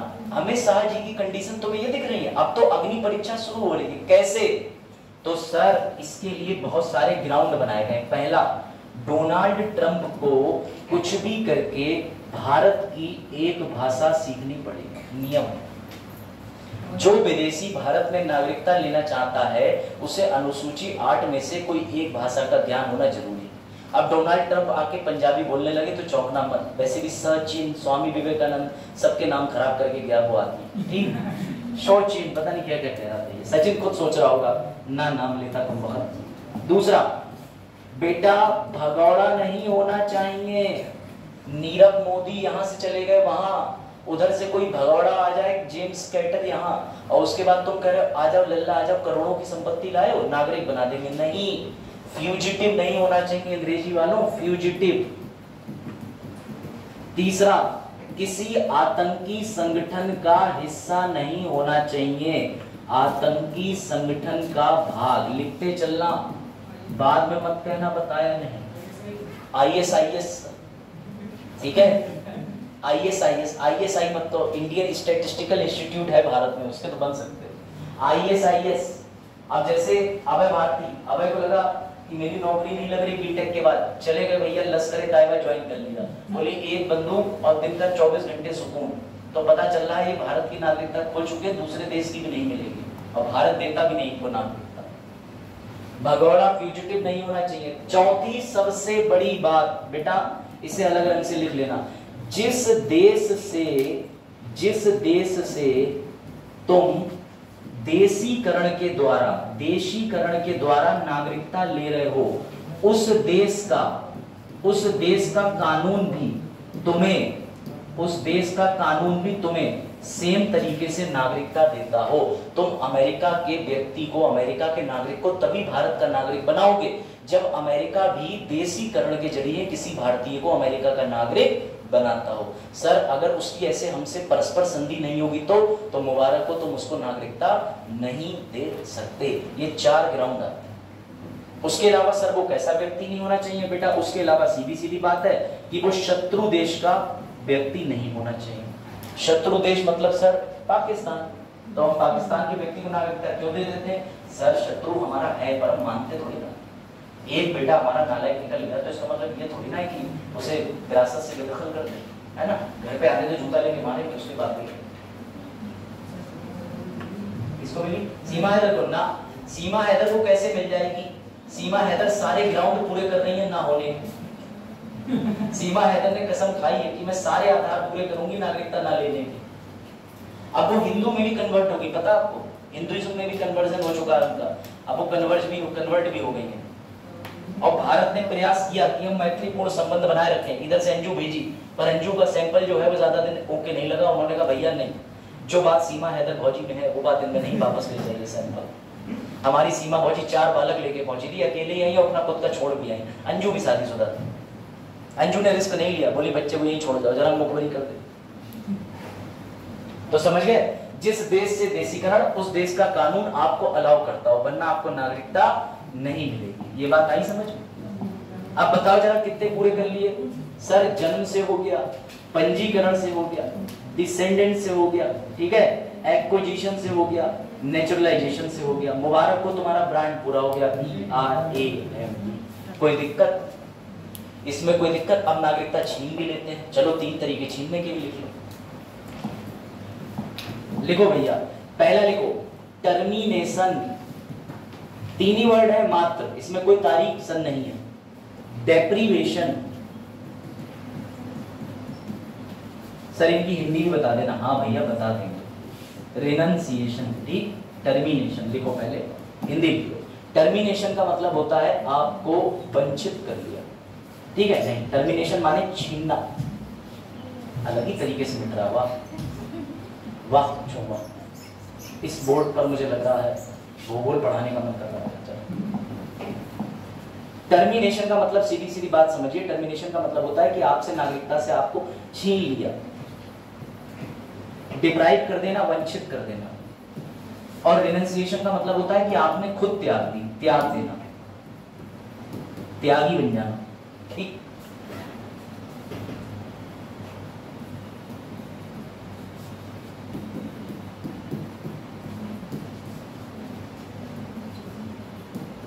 ठीक। अब ये आपको ग्राउंड बहुत ज्यादा टफ नहीं लग रहे होंगे, इसमें आप रिनंसिएशन वाला सबसे लास्ट में त्याग देना तो आप समझ ही चुके होंगे। ये कुल मिला के अनुच्छेद 9 की तरह ही है। हाँ बताइए। विपिन सर तो वो बैठे बोल रहे। विपिन सर आपके बात नहीं है। विपिन सर तो कुछ लड़का लग रहा है कि बड़ा कौन कर। चलो देखा भाई, इधर देखना, रिनंसिएशन त्याग देना, इसका मतलब ये है कृष्णपाल का मन करा कि हम पाकिस्तान जाऊंगा और गाना गाऊंगा लद्दी लाहौर में, कोई नहीं रोक सकता। अगले आदमी ने अपनी जो है वो नागरिकता का त्याग स्वयं कर। कैसे? जैसे ही पाकिस्तान की नागरिकता ली, पाकिस्तानी महिला से या पाकिस्तान में जाकर डिक्लेयर कर दिया कि आज से मैं नागरिक हूँ, उनकी शर्तें पूरी कर दी, तो मुबारक हो, इनकी नागरिकता क्या हो गई? रिनंसिएशन। इसके आगे नीचे लिख दीजिए स्वयं नागरिकता का त्याग कर देना। हाँ बिल्कुल बिल्कुल, जरूरत तो है वैसे उन्हें ऐसे दिमाग की, लेकिन प्रिंसिपल क्या करेंगे हम लोग? नहीं, स्वयं दूसरे देश की नागरिकता धारण करना। आपने धारण की नहीं, मुबारक हो, आज से आप श्वेतांबर दिगंबर नहीं, आज से आप बन गए भारत के लिए गैर नागरिक, नागरिकता चली गई। टर्मिनेशन छीन लेना। अब क्या कहते हैं, कौशल बड़े होशियार, कौशल यूएसए जाके अमेरिका के नागरिक तो थे ही थे, भारत में वापस नागरिकता लेने के लिए इन्होंने फर्जी प्रमाण पत्र लगा दिए। अगर आपने कोई ऐसा कागज लगाया जिसमें आप 12 साल की परिस्थिति पूरी कर रहे थे, ट्रम्प कितने साल रहे? 11 साल, फिर 365 दिन, या ये शादी करके 7 साल रहे, उसके बाद एप्लीकेशन लेके गए, लेकिन कागजों में 7 साल पूरे हो गए, असलियत में लड़का 7 महीने ही भारत में रह रहा है बस, या किसी भी प्रकार का फर्जी कागज लगाया, तो सरकार क्या करेगी? तुम्हारी नागरिकता टर्मिनेट कर लेगी। अगर दे भी दी है तब भी छीन लेगी, ये ध्यान रखना। अदनान सामी ने अगर धोखा किया होता तो उनकी नागरिकता छीन ली जाती, तो ये पॉइंट ध्यान रखना। सर डेप्रीविएशन बेटा सबसे बढ़िया पॉइंट, इसका मतलब कानून में बदलाव लाकर, कानून में बदलाव लाकर, ये सबसे खतरनाक है। सीए में लोग इसी से घबरा रहे हैं, वो कह रहे हैं कानून बदल दिया, हमारी नागरिकता छीन ली। बेटा तुम्हारी नागरिकता से तुम्हें वंचित नहीं किया है, अभी तो फिलहाल टेंशन की कोई बात नहीं किसी के लिए भी, लेकिन सरकार कानून में बदलाव लाके नागरिकता के प्रबंध कर सकती है, आपको वंचित भी कर सकती है, नागरिकता दे भी सकती है, ये सरकार के हाथ में होता है। ये 3 आधार हैं सिर्फ और सिर्फ नागरिकता छीनने के इस अधिनियम में। इससे ज्यादा इस अधिनियम में ना मेंस में आएगा ना प्रीलिम्स में आएगा। आज तक हंसी की बात यह है कि इस पर सवाल बने ही नहीं है। प्रीवियस ईयर क्वेश्चन देखोगे उसमें वो यही पूछ के खुश है, आर्टिकल 9 क्या कहता है, 8 क्या कहता है, इससे ज्यादा वो आगे गए ही नहीं। तो क्यों बढ़ा दिया सर? मेंस में गए हैं भैया, कोई दिक्कत? आगे बढ़ जाए? चलो अब जरा एक तारीख लिख लो, 8 अप्रैल 1951। ठीक है, 50 भी हो सकता है, देखो सीधे ऑफर ही खोल ले रहे हैं, नेहरू लियाकत का। हाँ 50 है बेटा, लिख लो 8 अप्रैल 1950। इसको देखिए जरा एक बार ध्यान से, ये है क्या मैं समझाता हूं ताकि आप CAA को समझ पाओ। और CAA में सिर्फ और सिर्फ मुसलमान पक्ष से ही नागरिकता ना देने का संकल्प नहीं लिया, श्रीलंकन और तमिल भी शामिल हैं। ठीक, देखो ध्यान से, जब भारत पाकिस्तान का विभाजन हुआ तो भारत के अंदर मुस्लिम एवं अन्य धर्म के लोग माइनॉरिटी बन गए, अल्पसंख्यक। पाकिस्तान के अंदर हिंदू एवं अन्य लोग अल्पसंख्यक बन गए होंगे कि नहीं? क्योंकि पाकिस्तान कैसा देश है? Islamic secular country. ठीक, वैसे तो इस्लामिक डेमोक्रेटिक रिपब्लिक बोलते हैं, सेक्युलर तो लगाना ही नहीं चाहिए उन्हें। समस्या इस बात पे आ गई कि नेहरू और लियाकत ने एक समझौता करा। नेहरू बोला कि तुम्हारे देश में अल्पसंख्यक वो हैं जो हमारे यहाँ बहुसंख्यक है, और हमारे देश में अल्पसंख्यक वो है जो तुम्हारे यहाँ बहुसंख्यक है। तो एक काम करते हैं, हम दोनों भाई मिल करके एक समझौता करते हैं कि हम तुम्हारे देश के जो भी माइनॉरिटी हैं हमारे देश में उन्हें कभी परेशान नहीं करेंगे, हमारे वाले जो तुम्हारे यहाँ माइनॉरिटी में तुम उन्हें कभी परेशान नहीं करोगे। लेकिन आदरणीय अमित शाह आए और अमित शाह ने ये खबरें पढ़ना शुरू कर दी। पढ़िए, ये पाकिस्तानी मीडिया की खबरें हैं।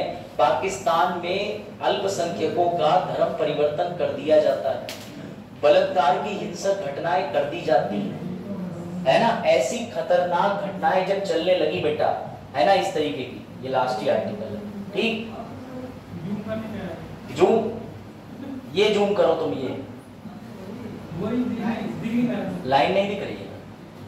No bulwark for Pakistani minority, यानी कि कहने का मतलब है कि कोई भी किसी प्रकार का उनके लिए ना तो स्पेस है, ना किसी प्रकार का दिल में किसी के लिए सिंपैथी भाव है। पाकिस्तान एक ऐसा एग्जाम्पल बन चुका है जहां ईश निंदा के नाम पे, ब्लेस्फेमी मतलब कि तुम नमाज अदा करो, तो उन्होंने कह दिया नहीं करेंगे, बोले चलो ठीक है भैया कोई दिक्कत नहीं, आओ उठा के ले चलो अदा करवाते हैं। तो ये पाकिस्तान में हो रहा है, इंडिया की मैं बात नहीं कर रहा, ना तो इंडिया के मुस्लिम्स को टारगेट कर रहा हूं, कर भी नहीं सकते। इंडिया के मुस्लिम्स करोड़ गुना अच्छे हैं, यहाँ के कुछ कुछ तो मुस्लिम्स इंडिया के हिंदुओं से भी अच्छे हैं। डेड टेस्ट भारत दे रहे, डेड टेस्ट होंगे विश्वविद्यालय में बोला गया, तब से मैंने और ज्यादा मुस्लिम मेजोरिटी बढ़ा दी। एग्जाम्पल बहुत है मेरे पास, बहुत ज्यादा अच्छे लोग हैं, कई कई हिंदू मुस्लिम सिख ईसाई से फर्क नहीं पड़ता, समझना। तो बेटा पाकिस्तान की माइनॉरिटी के साथ में इतनी हिंसा होने लगी कि ज्यादातर माइनॉरिटी वहां तो कन्वर्ट कर दी गई। और अभी पिछले साल गीता नाम की एक महिला पहली बार हिंदू जज बनी है वहां के किसी कोर्ट में। ये तो उनका काला इतिहास है। हिंदुओं को ना तो किसी तरीके से कोई स्पेस है उनकी अदालत में, ना तो कार्यशैली में। और साथ ही साथ क्या करते हैं, जो मुस्लिम भी इंडिया से बेचारे चले गए थे, उन्हें भी आपको पता है कि वो टिप्पणी करते हैं, भैया तुम वो वाले नहीं हो, तुम कन्वर्टेड वाले हो, भागो भागो वापस जाओ, मुजाहिद वगैरह जो भी बोलते। तो हुआ ये कि अमित शाह जी को ये बात दिल पे लग गई और मुबारक को अमित शाह जी निकाल के लाए जिसे तुम प्यार से कहते हो सिटीजनशिप अमेंडमेंट एक्ट, CAA 2019। आपको मैं बता दूं कि सबसे पहले इसका विधेयक जो प्रस्तुत करा था वो 2016 में करा था। फाइनली अधिनियम पारित कब हुआ? 19 में। लेकिन लागू कब हुआ? लागू अभी हुआ 11 मार्च 2024। ये चीज आपको ध्यान रखना, इसकी डेट मैं दे दूंगा। मैं आपको ये बताना इतना चाहता हूं कि इस पर अब क्वेश्चन बनने की चांस तो नहीं है, बस आप एक लाइन में ये चीज समझ लीजिए ये क्या कहना चाहता है। तो बेटा ये कहना चाहता है कि बांग्लादेश, अफगानिस्तान, ठीक, और पाकिस्तान। सर सिर्फ ये 3 देश नहीं बेटा, अभी रडार पर सिर्फ 3 ही देश हैं। कल को मुस्लिम 53 कंट्रीज में से, इंडोनेशिया में से इनको लगा तो ये अधिनियम में जोड़ देंगे, लेकिन for the time being they are adding only these 3 country. ये बात याद रखना, इन 3 देशों से पहली बात तो इसकी ट्रिक है बाप, BAP बाप, ठीक। और बाकी दूसरी ट्रिक याद रख सकते हो BJP SC है। यहाँ जाति विशेष के लिए टिप्पणी नहीं है, ट्रिक है। इसका मतलब हो गया बुद्ध, जैन, गुड, अब अपने आप बोलते जाओगे, सिख, क्रिश्चियन और हिंदू। अगर ये 2 ट्रिकें याद है तो आपका काम हो जाएगा। बाप और BJP SC है, ताकि आप भूलो नहीं, क्योंकि आपको कंफ्यूजन हो सकता है। ठीक, 6 धर्म के लोगों को अल्पसंख्यक का दर्जा देके इन 3 देशों से बोल दिया है कि तुम भाग के आ चुके हो। कितनी तारीख तक? 31 दिसंबर 2014 तक। 31 दिसंबर 2014 तक। तो मुबारक हो, आप चाहे तार उठा के आए हो सीमा हैदर के जैसे, चाहे ईमानदारी से आए हो, चाहे बिजनेस कर रहे हो, आपको चॉइस दे दी जाती है कि हम आपको नागरिकता ऑफर कर रहे हैं, क्योंकि वहां आपके साथ क्या होता है? अत्याचार, जो कि नेहरू लियाकत के 1950 के समझौते का हनन है। बात आई समझ में? ध्यान। पर सर हमने कुछ पढ़ा था, 5 साल 6 साल का नियम बता रहा हूं, पहले इतना डाइजेस्ट कर लो, इतना समझ लो, फिर आगे बढ़ो। इतना समझ लो, ट्रिक क्या है? BJP SC है सर, सही बात नहीं बात। और उसके बाद दूसरी ट्रिक क्या है? बाप। अभी 3 ही देश है बेटा, BAP। सर डबल ही लिखते हैं सर बाप में, नहीं बेटा तुम बस पापा कह लो, यही बात। बांग्लादेश, अफगानिस्तान, पाकिस्तान, ठीक है, बुद्धिस्ट, जैन, सिख, क्रिश्चियन, ठीक है, और बीच में पारसी भी है और हिंदू भी। तो बेटा ये छह ही प्रकार के लोगों को माना गया है अल्पसंख्यक, ताकि आपको कंफ्यूजन ना हो। बुद्धिस्ट है, जैन है, सभी बता दिए मैंने। देखो हाँ इन्हें नागरिकता देंगे। हाँ ये लागू हो गया 11 मार्च 2024 से। इस दिन ये अधिनियम बनने तैयार था, लागू तिथि बिल कब आया था 2016। हाँ भाई लिखा, थोड़ा बहुत लिख लिया हो तो बताइए, मैं दोबारा लिख देता हूँ, टाइम लाइन बना लेते हैं, टाइम। हाँ सर एक ऐसे लाइन खींच लो साफ सुथरी, सब टेढ़ी हो गई लाइन, कोई बात नहीं। तो लिख लो भैया 8 अप्रैल 1950 और यहाँ लिख लो नेहरू लियाकत भाई का समझौता। ये समझौता इस चीज पे हुआ था कि दोनों देश अपने अपने यहाँ के अल्पसंख्यक का ख्याल रखेंगे। लेकिन ऐसा हुआ? बिल्कुल नहीं हुआ सर, उल्टा हमने इतना ख्याल रखा, बोले हमारे धर्म में खिसक लो हल्के से। उसके बाद सर क्या हुआ? उसके बाद 2016 में विधेयक की प्रस्तुति करी गई, किस सरकार के द्वारा? बीजेपी सरकार के द्वारा। इस विधेयक में सर एक तारीख डाल दी गई, हाँ जी वो तारीख है 31 दिसंबर 2014। सर कौन कौन से देश शामिल करे गए अब बताने की जरूरत है, लिख लेंगे सर। कौन कौन सी कास्ट शामिल करी गई, कौन कौन से रिलीजन के धर्म के लोग शामिल करे गए। कास्ट लिखना तो गलत हो जाएगा, रिलीजन लिखना सही होगा। कौन कौन से धर्म के लोग, तो सर ये आपने बताया, अब हम ये भी पढ़ लेंगे। उसके बाद सर क्या हुआ बेटा, ये लागू कर दिया गया 11 मार्च 2024। सर 2019 में इसमें राष्ट्रपति की स्वीकृति। हाँ राष्ट्रपति, मतलब फाइनली बिल बिकम एक्ट। तो सब घबराए थे, अरे क्या हो गया, क्या हो गया। इसका एनआरसी से कोई मतलब नहीं, इसका असम समझौता 1985 से कोई मतलब नहीं। पिछले साल मैंने 1.5 घंटे फूकन से लेके पूरी हिस्ट्री पढ़ाई थी, बच्चे ऐसे सोए थे जीवन में जैसे इससे ज्यादा मृत सैया पे कभी ना पहुंचे हो, इतना बिगड़ सोए थे कुछ पूछो तुम। तो इसलिए फूकन की हिस्ट्री के लिए मैं तुम्हें जो है एक लिंक भेजूंगा, देख लेना वीडियो 4 घंटे की। आदरणीय उन्हीं की है जिनकी वीडियो सुनते सुनते नींद भी आए, लेकिन मोहब्बत बहुत हो जाती है। समझ गए किससे बात कर रहा हूँ? ठीक है, यूनिक विजन की, इसका हिंदी कर लिया, ठीक। तो 11 मार्च 2024। अब समझिएगा अगली चीज, ये सब लागू करने के बाद इन्होंने ये बिल्कुल नहीं बोला कि सिर्फ ये 3 देश हम बढ़ा सकते हैं। सर इसमें इन्होंने एक प्रक्रिया में बदलाव कर दिया। अभी तुमने नागरिकता अधिनियम 1955 के अंदर एक बिंदु पढ़ा था जिसको क्या बोलते थे, देशजकरण, याद आ रहा है? नेचुरलाइजेशन। जरा इसमें टाइम बताना कितना साल रखा था मैंने? 11 प्लस 1। मुबारक हो इन्हीं लोगों के लिए वो टाइम कर दिया है 5 प्लस 1। बस इतना अंतर करा कि 11 साल मत रहो 14 साल में से, 14 साल में से कितने साल रह लो? 5 साल। उसके अलावा 1 साल कब ले लो? जैसे ही पंजीकरण कराना हो। तो ये टाइम भी कम कर दिया। ये किनके लिए कर दिया? जो 31 दिसंबर 2014 के बाद आएंगे, लेकिन जो पहले से रह रहे हैं कोई दिक्कत नहीं। मुबारक हो, हैप्पी बर्थडे टू नई नागरिकता। पूछो भी पर, अब भी कोई चीज में डाउट है पूछो, पूछना सीखो। मैं आपसे सीखता हूँ, आप मुझसे सीखो, है ना। बीरपाल कोई चीज ना समझ आई हो दोबारा रिपीट कर दूंगा, क्योंकि मैं समझता हूँ ये यूपीएससी बच्चों इसमें डीप जाना पड़ता है। वनडे एग्जाम होता तो अब तक कि हम लोग 3 बार इसका रिवीजन कर चुके होते नागरिकता का आधे घंटे में।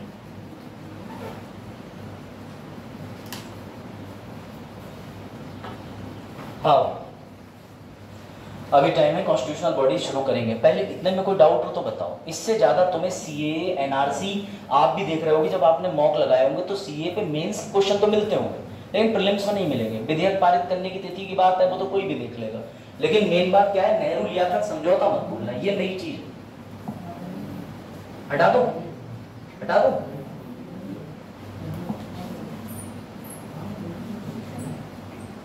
बेटा ये मत बोलना, ठीक। ये देख लो, मोटिवेशन, रिजल्ट नहीं समझोगे, ठीक है, समझ गए? चलो भाई, ये ब्रांड हो गया, कोई दिक्कत? नोट सारे मिल जाएंगे, क्योंकि मैंने साफ साफ लिख दिया है 14 साल का टाइम, 1 साल का टाइम, टोटल 12 साल का टाइम। आपको ये सब दिख जाएगा। एक तो और है, ओथ भी लेनी पड़ती है, नहीं बताया था, ये ऐड है। 5 हो गए। इसके अलावा कोई ऐसा मित्र जो देश का बिल्कुल ना हो, इंस्टाग्राम मॉडल हो, वो भारत की नागरिकता लेनी चाहती हो, ना तो वो जन्म से हो, एक्विजिशन से हो, रजिस्ट्रेशन से हो, तो कैसे दोगे? देसी तरह से।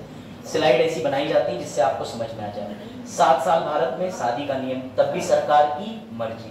पंजीकरण में हाँ क्या कह रहे हैं? अच्छा कह रहे हैं सर हम तो नागरिकता दिलवा के ही रहेंगे महिला को, परेशान लग रही है।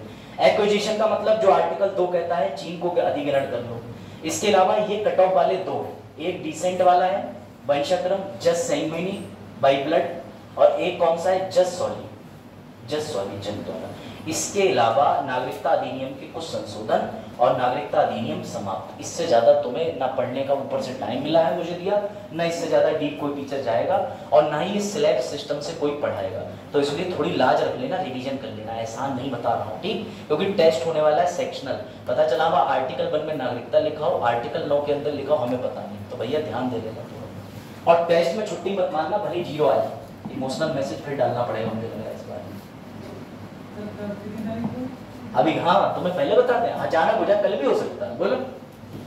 चलो भैया, हे भगवान नागरिकता आखिरकार, जो लोग नहीं आए उन्हें फील नहीं आएगा, नहीं ये नागरिकता नहीं। चलो भैया आज एक नया चैप्टर शुरू करते हैं जिसका नाम है संवैधानिक एवं गैर संवैधानिक निकाय। अब इसको मैं 10 मिनट में तुम्हें ओवरव्यू दूंगा, टेंशन मत लेना, स्टोरी सुनना और समझ लेना कि संवैधानिक और गैर संवैधानिक निकाय होते क्या है। आसान ट्रिक है, पहले मैं तुमसे सवाल पूछूंगा, मुझे बड़ा मजा आएगा, ठीक है। चलो, कितने लोगों के पास आधार कार्ड है? आधार कार्ड सबके पास है, बड़ा मजा आएगा। आधार मतलब भैया सीधी सीधी बात है सर, कितने अंक होते हैं इसमें? एक आपको पता है मास्क आधार भी होता है, मास्क, इसमें 16 अंक होते हैं, पता नहीं पता? सर पता है, अच्छा तुम लोग तेज हो। आपके आधार पे लिखा हुआ होता है UIDAI, मैं लिख दे रहा हूं, unique identity authority of India. Sir Hindi बता दो, भारत विशेष पहचान प्राधिकरण। ठीक, ध्यान से सुनना, ध्यान से, बड़ा मजा आएगा, बड़ा मजा आएगा। मैं आपसे ये पूछना चाहता हूँ, आधार आज की डेट में जरूरी है, सब जगह लगता है, बीरपाल और आप ध्यान से सुनिएगा ठीक। मेरा सवाल आपसे ये, UIDAI ध्यान से सुनना, जो इसका उत्तर देके ले गया भाई गजब। UIDAI जो कि यूनिक आइडेंटिफिकेशन एक प्राधिकरण है, अथॉरिटी है, ये संविधान के किस भाग में वर्णित करी गई? बताओ, संविधान के कौन से अनुच्छेद में वर्णित करी गई है? क्या लगता है सतनाम, क्या लगता है साक्षी, क्या लगता है बेटा आपको? आपको आपको नई बच्ची क्या नाम है? एजाज खान, जो भी है गौसिया, इसका मतलब क्या होता है? हाँ, आर्टिकल कृष्ण जी की रोशनी, जिंदगी की रोशनी। अरे बेटा डायरेक्ट रोशनी। चलो ये तो माँ बाप का नहीं, बच्चे बाद में जाकर के बड़े होते हैं। मेरा इतना कॉमन नाम है मेरे क्लास में 7 अभी से, चिट्ठी किसी और को आए तो समोल, समझो मतलब ये तो था ठीक। हाँ, प्रिंसिपल मैम मुझे बुलाती थी, पहुंचते 5 थे, बाकी के 2 पता चल चुके थे, बोले दोबारा बुलाने आए, और 3 तो अभिषेक मिश्रा जिनके पापा का नाम भी जितेंद्र कुमार मिश्रा। सबसे बड़ी गलती बात, जो आता था फीस स्लिप लेके टोकने, बोले जितेंद्र मिश्रा, तीनों खड़े हो गए। अब मैडम भी कंफ्यूज हो रही है, पिताजी सही आदमी नहीं है, चलो बैठ जाओ ठीक है। चलो इसका उत्तर बताओ, इसका भारतीय विशेष पहचान प्राधिकरण संविधान के कौन से अनुच्छेद में डिफाइन है? सर किसी ने नहीं, परंतु भारत में ये तुम्हें आधार कार्ड जारी कैसे कर पा रहा है, पहला प्रश्न। दूसरी बात समझना, नए तरीके से समझेंगे ना। अब मुझे अगली चीज बताओ, आरबीआई बैंक है? आरबीआई बैंक कौन से अनुच्छेद में वर्णित है? मजा तो बहुत आएगा खेलने में कृष्णपाल, इस कॉन्स्टिट्यूशनल बॉडी में। हाँ, आरबीआई बैंक जो है वो कौन से अनुच्छेद में वर्णित है? ये बिल्कुल मत बोलना सर 1935 के जीओआई एक्ट से बनी है, मुझे ये उत्तर नहीं चाहिए। वर्तमान संविधान 1950 में जो लागू हुआ था उसके कौन से अनुच्छेद में बैंक है?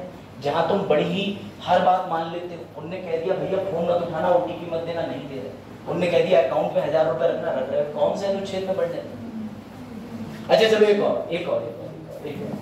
घर में इलेक्ट्रिसिटी आती, बत्ती, चलो इसके लिए तुम्हारे घर के पास में इलेक्ट्रिसिटी बोर्ड है, ये कौन से आर्टिकल में वर्णित है? पता नहीं। हाँ देखा। चलो अच्छा एक और। अच्छा बीमा कराते हो बीमा, तो इडरा होता है, इडरा इडरा इडरा, ये बीमा को नियंत्रण करता है, बीमा विनियमन करता है, ठीक है। ये भी छोड़ो, सेबी देखिए, सेबी प्रतिभूति करके जो होता है, securities exchange board of India, ये अच्छा ये भी छोड़ो, ये भी छोड़ो, तुमने देखा होगा आरआरबी, आरआरबी, अच्छा ये भी छोड़ो, एसएससी। मुझे ये बता दो, ये सब कॉन्स्टिट्यूशन के कौन से आर्टिकल में लिखे हुए हैं जो तुम अंधाधुंध इनका पालन कर रहे हो? सर एसएससी में वैकेंसी लेंगे सर, पापा ने कही है सर, रेलवे वालों भले ना निकले एसएससी दिखाएंगे। कौन से में? गैर संवैधानिक में। सतनाम ने इतनी देर में दिमाग को लगाया, और कोई था? तुमने नहीं कहा था, तुम तो कह रही थी मैंने कुछ नहीं कही, गैर संवैधानिक का। गुड बेटा, सतनाम ने उत्तर जो दिया है वो बिल्कुल उत्तर ठीक दिया है, याद रखिएगा। अब आपको पहले मैं आधी चीज और बता दूं, चलो बताओ बच्चों, राष्ट्रपति कौन से संविधान में वर्णित है? राष्ट्रपति तो बता दो, पढ़ा चुका हूं मैं। उपराष्ट्रपति, संसद, विधान परिषद, समानता का अधिकार, वो भी नहीं बोल रहे तुम लोग, अब तो आज तो मजा ले लीजिए। चलो भाई अगला बताओ, भारत का अटॉर्नी जनरल महान्यायवादी, हाँ याद कर लो, ये नहीं बताया, ठीक। भारत का कैग यूपीएससी,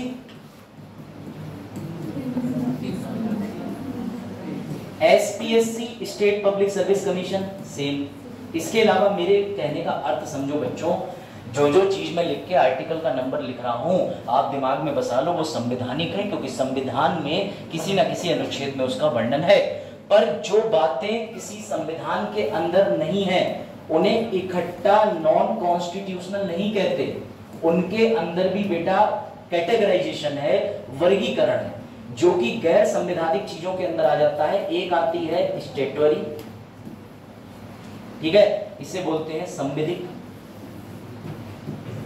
ठीक, संवैधानिक नहीं संविधिक। और दूसरी कौन सी आ जाती है? एग्जीक्यूटिव, ठीक, या नॉन स्टेटरी,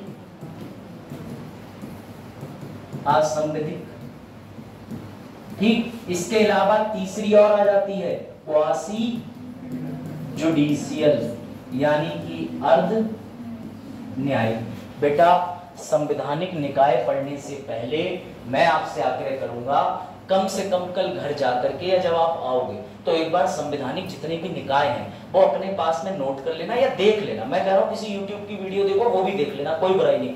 थोड़ा सा अगर आपके पास लक्ष्मीकांत है उससे पढ़ लेना, YouTube खोल के वीडियो देख लेना, नहीं तो पोस्ट पढ़ लेना, तो कनेक्टिविटी बेटर हो जाएगी। क्योंकि इसमें मैं आपको बहुत ऊंचे लेवल तक ले जाऊंगा, आधार कार्ड से लेके, बैंकिंग से लेके, वित्तीय आयोग से लेकर के, हर तरीके से, केसी नियोगी से लेकर के, चाहे आप अभी बात कर लो किस किसने क्या क्या बोला, क्या जरूरत होती है, इस तक पहुंचने के लिए मैं आपसे आग्रह करूंगा कि आप भी जरूर इसको पढ़ के आए, ताकि आप क्लास में सोए ना। बताओ क्वेश्चन, बताओ प्रश्न पर, बच्चों को पढ़ के आना जरूरी है ना, बताओ ऐसा, ठीक है।